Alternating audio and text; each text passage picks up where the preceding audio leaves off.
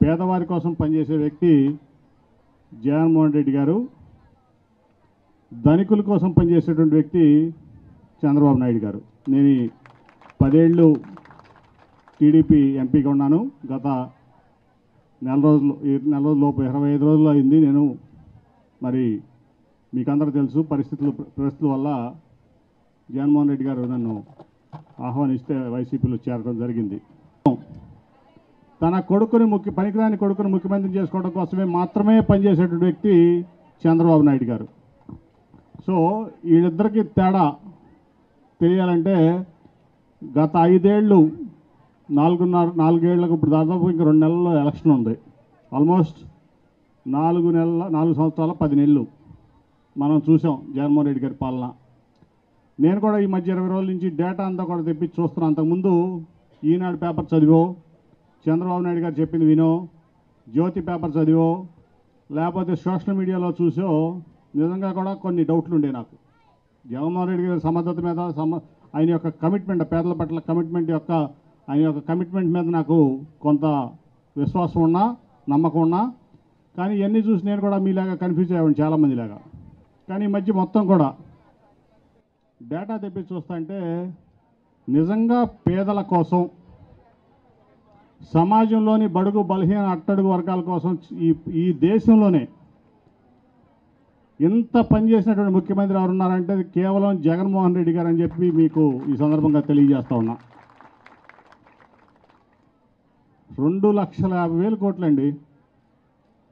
2,50,000 కోట్లు అంటే నాకు ఎన్ని సున్నాలు పెట్టాలో కూడా అర్థం కావట్లేదు. నాకే అర్థం కావట్లా, నిజం చెప్తున్నా. 2,50,000 కోట్లు అంటే 2, 5 తర్వాత ఎన్ని సున్నాలు పెట్టాలో నాకు తెలియదు. నాకు నిజంగా నా మైండ్కి అంచనా అందట్లా. మరేమన్నా మ్యాథమెటిక్స్లో లెక్చర్లు కానీ వాళ్ళు ఎవరుంటే పెట్టగలరేమో. అన్ని లక్షల కోట్ల రూపాయలు కేవలం పేదవారి కోసం ఈ ప్రపంచంలోనే, భారతదేశంలో కాదు ప్రపంచంలోనే ఇచ్చినటువంటి వ్యక్తి ఉన్నారంటే అది జగన్మోహన్ రెడ్డి గారు. నేను చాలా రాష్ట్రాలు తిరిగా, ఎంపీగా తిరిగా, వ్యాపారవేత్తగా తిరిగా. కానీ తన అన్న మాట కోసం, తనని నమ్ముకున్నటువంటి సమాజం కోసం ఇంతటి కార్యక్రమాన్ని ఎవరో తీసుకోలేదు. నిజంగా చెప్తున్నా. నేను నా గుండెల్లోంచి వచ్చే మాటలు ఊరిని పైపైన మాట్లాడలే. నేను ఏదో ఈ పార్టీలోకి వచ్చానని చెప్పి అంతకుముందు కూడా చెప్పా. చాలా సందర్భాల్లో నేను చెప్తా ఉండేవాడిని. మీ దాకా వచ్చిందో లేదా కానీ నిజంగా కూడా ఎప్పటికప్పుడు ఈ నెలలో ప్రభుత్వం జీతాలు ఇవ్వలేదు అని మనకి హెడ్లైన్లో వార్త వస్తుంది. చంద్రబాబు గారి మీడియాలో, అంతకుముందు మా మీడియాలో.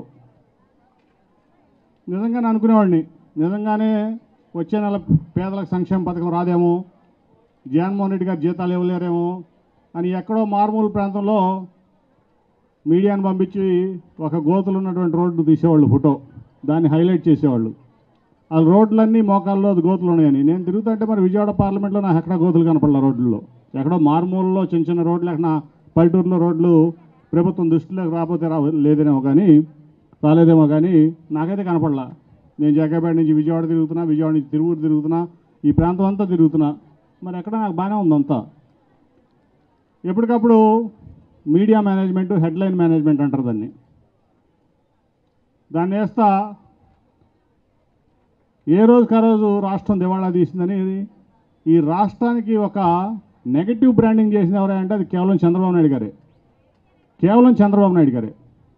పేదవాళ్ళ కోసం ఇంత చేస్తా అంటే జగన్మోహన్ రెడ్డి గారు దాన్ని నెగటివ్ ప్రోపగండా చేపించి నిధులు అందనీయకుండా రకరకాల కేసులు పెట్టి రకరకాలుగా ఆయన ఇబ్బంది పెట్టినా మరి ఆయన ఎక్కడి నుంచి ఏ రకంగా డబ్బు తీసుకొచ్చి మీ అందరికీ 2,50,000 కోట్లు ఇచ్చాడంటే నిజంగా ఆయన భగవంతుడి కంటే ఎక్కువ అని నేను భావిస్తున్నా.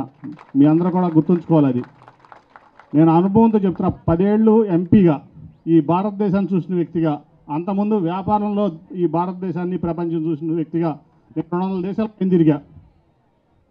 ఎక్కడ కూడా ఇంత పేద ప్రజలకు సంక్షేమం జరగల. దాంట్లో ఎటువంటి సందేహం లేదు. పార్లమెంట్ కమిటీలు వెళ్ళాం వివిధ దేశాల్లోకి, అక్కడ కూడా చర్చిస్తూ ఉండేవాళ్ళం. నిజంగా హ్యాట్స్ ఆఫ్ జగన్మోహన్ రెడ్డి గారి, హ్యాట్స్ ఆఫ్. పేదవాళ్ళ మనిషి, అట్లాగే ఇవాళ ఆసరా పథకం చూసాం, 4th ఫేసు దాదాపు 30 కోట్ల చిల్లర ఈస్ట్ నియోజకవర్గం అవినాష్ గారి ద్వారా మీ అందరూ తీసుకుంటున్నారు.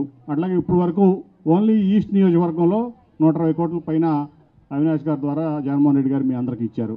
అలాగే విజయవాడలో ఇందాక మేయర్ గారు చెప్పారు 320 కోట్ల చిల్లర, విజయవాడ నగరానికి మాత్రమే 320 కోట్ల చిల్లర కేవలం డ్వాక్రా మహిళలకు ఇచ్చినటువంటి గొప్ప వ్యక్తి ఉన్నారంటే అది జగన్మోహన్ రెడ్డి గారు. ఇంతకుముందు చూసాం డ్వాక్రా మహిళలకు రుణమాఫీ చేస్తానని చంద్రబాబు నాయుడు గారు చెప్పారు. చేశారా? నేను అప్పుడు ఎంపీని ఆ పార్టీలో. చేశారా? ₹1 రుణమాఫీ చేయలా. రైతులు రుణమాఫీ చేస్తానని చెప్పారు, అది చేయలా. అన్నీ మోసాలే, ఒక్కటి కాదు. అమరావతి కడతా అన్నారు, కట్టాడా? అది కట్టలా. అంబేద్కర్ గారి విగ్రహం తీసుకెళ్ళి అక్కడక్కడ చీరల్లో నేను కడుతున్నాను 5 ఏళ్ళు గడిపాడు, కట్టాడా? కనీసం ఫౌండేషన్ కొబ్బరికాయ కొట్టలా ఫౌండేషను. వచ్చారు జగన్మోహన్ రెడ్డి గారు, నేను పేదల మనిషిని, అంబేద్కర్ గారు కూడా పేదల మనిషి, ఆయన కష్టపడి చదువుకున్నారు, పేదరికంలో ఇదయ్యారు, అంటరాంతాన్ని చూశారు, డిస్క్రిమినేషన్ చూశారు, ఆ ఇబ్బందులు తెలుసు ఆయనకి. దాంతోనే కష్టపడి చదివి దేశ విదేశాల్లో మంచి పేరు తెచ్చుకుని ఈ భారత రాజ్యాంగాన్ని రూపొందించగలిగారు.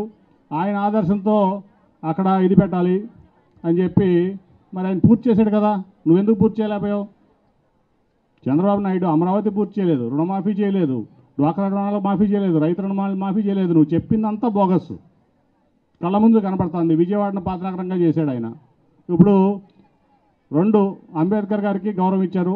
పాయింట్ నెంబర్ 1 ముఖ్యమంత్రి గారు దాన్ని కడతా అన్నారు, విగ్రహం కట్టి చూపించారు రాష్ట్ర నడిబొడ్డులో, విజయవాడ నడిబొడ్డులో. ఈరోజు అది పెద్ద పర్యాటక కేంద్రంగా తయారైంది విజయవాడకు. రోజు నేను అటు నుంచి ఇటు నుంచి వెళ్తాంటే 4-5 వేల మంది సాయంత్రం పూట అక్కడ మంచిగా, ముఖ్యంగా పేదలు మధ్యతరగతి వాళ్ళు అక్కడ మంచిగా వచ్చి నిజంగా సరదాగా గడుపుతున్నారు. విగ్రహాన్ని చూస్తున్నారు, ఆయన గౌరవిస్తున్నారు, ఆయన నమస్కారం చేసుకుంటున్నారు, అట్లా కొంచెంసేపు కాలక్షేపం చేసుకుంటున్నారు చక్కగా. ఒక పర్యాటక కేంద్రంగా మరి విజయవాడ ఇదైంది. అట్లా మీకు ఏ రకంగా చూసినా, ఇవాళ ఏ పథకం చూసినా, చేయూత అవనండి, ఆసరా అవనండి, అనేక పథకాలు పిల్లలకి. ముఖ్యంగా ఏంటంటే మూడు విషయాలు ఇక్కడ ఎవరైనా గమనించాల్సింది, ముఖ్యంగా మీలాంటి వ్యక్తులు, మహిళలు. ఎందుకంటే మీ పిల్లలు అంబేద్కర్ గారి లాగా బాగా చదువుకోలేనిది ముఖ్యమంత్రి జగన్మోహన్ రెడ్డి గారి యొక్క లక్ష్యం. దాంట్లో భాగంగానే ఇవాళ స్కూల్ అప్గ్రేడేషన్ కానీ ఇంగ్లీష్ మీడియం ప్రవేశపెట్టి మీ అందరి పిల్లలు అంబేద్కర్ గారు అంత అవ్వాలనే కోరిక జగన్మోహన్ రెడ్డి గారిది. అంబేద్కర్ గారు అంత అవ్వాలనే కోరిక జగన్మోహన్ రెడ్డి గారిది. అట్లాగే మీ అందరూ ఆరోగ్యం రాజశేఖర రెడ్డి గారి యొక్క ఆదర్శంలో భాగంగా, ఆయన ఐడియాలజీలో భాగంగా ఆరోగ్యశ్రీ కంటే కూడా బాగా ఈరోజు 25 లక్షల రూపాయలు ట్రీట్మెంట్లు మీకు అందజేస్తానంటే ఈ దేశంలోనే ఏ రాష్ట్ర ప్రభుత్వం కూడా మీ ఆరోగ్యం సంగతి పట్టించుకోలేదు. అలాగే మీలాంటి వ్యక్తులందరూ కూడా పేదవాళ్ళు బాగుండాలంటే, మీరు బాగుంటేనే సమాజం బాగుంటుందని చెప్పి 2,50,000 కోట్ల రూపాయలు మీ లైఫ్ స్టైల్ చేంజెస్ కోసం, మీకోసం, మీ పిల్లల కోసం, మీ కుటుంబాల కోసం వేసినటువంటి వ్యక్తి జగన్మోహన్ రెడ్డి గారు. అట్లాగే ఆయన బాటలో ఇవాళ అవినాష్ గారు 11 సంవత్సరాలు ఇప్పుడు అవినాష్ రాజకీయాల్లోకి వచ్చి ఏ ఒక్క పదవి చేయలే. పోటీ చేసినా కూడా మరి వాళ్ళ వరకు ఎంపీ చేయలా, ఎమ్మెల్యే చేయలా. మరి జగన్మోహన్ రెడ్డి గారి పార్టీలో చేరిన తర్వాత ఈ ప్రాంతాన్ని ఒక ఎమ్మెల్యే కంటే ఎక్కువ బాగు చేసినటువంటి వ్యక్తి ఎవరున్నారంటే అది అవినాష్. అవునా కదా? మీరు చూస్తున్నారా? ఒప్పుకుంటారు? అది 11 ఏళ్ళు అయింది. ఎవరో కూడా రాజకీయాలు వదిలిపెట్టి పారిపోతారు అంత సుదీర్ఘ కాలంలో. కానీ దేవినేని నెహ్రూ గారికి ఆయనకి ఒకటే నేర్పించాడు. అన్న నందమూరి తారక రామారావు ఐడియాలజీని దేవినేని నెహ్రూ గారు ఫాలో అయ్యేవాళ్ళు. ఆయన కోసం అందరూ ఆయన విడిచిపెట్టి వెళ్ళిపోయినా లేదు, నేను అన్నగారితోనే ఉండాలి, ఆయన నాకు ఒక రాజకీయ జీవితం ఇచ్చాడని చెప్పి నిలబడినటువంటి ఏకైక వ్యక్తి ఈ ప్రాంతంలో దేవినేని నెహ్రూ గారు. దానికోసం ఆయన రాజకీయ జీవితం అంతా కూడా ఇబ్బంది పడ్డాడు. ఆయన ఇబ్బంది పడ్డాడు కానీ ఎప్పుడు కూడా ఆయన ఐడియాలజీని ఆయన విడవలా. మరి ఆయన బాటలో ఆయన కొడుకుగా మరి అవినాష్ గారు వాళ్ళ 11 ఏళ్ళ నుంచి మీకు సేవ చేస్తున్నాడు.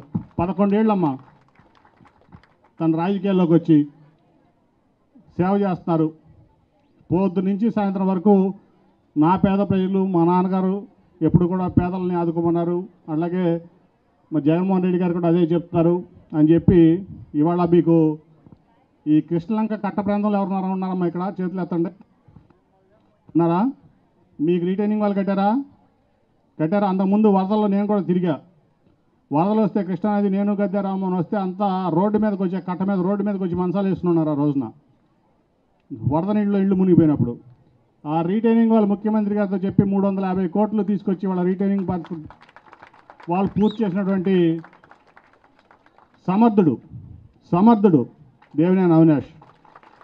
అంటే నేను చెప్పేది ఎందుకంటే తను ఒక ఎంపీ కాదు, ఒక ఎమ్మెల్యే కాదు, కానీ మీ పట్ల పేద ప్రజల పట్ల ఈ ప్రాంతం పట్ల కమిట్మెంట్ ఉన్న వ్యక్తిగా జగన్మోహన్ రెడ్డి గారు ఇంత సంక్షేమం చేస్తున్నారు. ఆ సంక్షేమ పథకాలు మీకు అందేటట్లు చూస్తూ అట్లాగే ఒక పక్క ఈ ప్రాంత అభివృద్ధి కోసం మరి 300 కోట్లు రీటైనింగ్ వాళ్ళ కోసం తీసుకొచ్చారు. రీటైనింగ్ వాళ్ళు పూర్తి చేసినటువంటి సమర్థుడు దేవినేని అవినాష్ గారు. అట్లాగే నేను చూసా విజయవాడ ఈస్ట్లో కొన్ని ప్రాంతాల్లో చాలా రోడ్లన్నీ కూడా ఆ మధ్య అందరూ అనేవాళ్ళు జగన్మోహన్ రెడ్డి గారు అభివృద్ధి చేయట్లేదు అంటే నేను నమ్మేవాడిని. నేను మహానాడు రోడ్డు అట్లాగే వెటనరీ కాలనీ ఆ కాలనీలన్నీ తిరుగుతున్నప్పుడు రోడ్లన్నీ చక్కగా బాగు చేసి పక్కన పేమెంట్లు కూడా వేసి ఉన్నాయి.